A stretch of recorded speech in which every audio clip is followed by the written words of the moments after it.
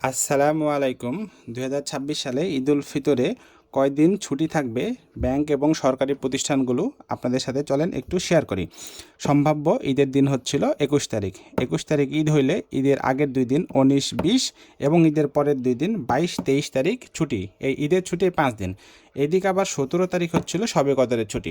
১৭ তারিখ শবে কদরের ছুটি এবং ১৮ তারিখটা আবার নির্বাহী আদেশে ছুটি ঘোষণা করা হয়েছে। এজন্য ঈদের ছুটি আপনারা মোট পাবেন 7 দিন। ১৭, ১৮, ১৯, ২০, ২১, ২২, ২৩ এই 7 দিন পাবেন ঈদের ছুটি। এই ২৪ তারিখ মঙ্গলবার ব্যাংক এবং অন্যান্য প্রতিষ্ঠানগুলি খোলা থাকবে এবং ২৫ তারিখ বুধবার ব্যাংক এবং অন্যান্য প্রতিষ্ঠানগুলি খোলা থাকবে। এই বৃহস্পতিবার আবার হচ্ছিল স্বাধীনতা দিবস ২৬শে মার্চ, এই উপলক্ষে বন্ধ। আর শুক্র শনি ২৭, ২৮, ২৬, ২৭, ২৮ এই 3 দিন আবার বন্ধ।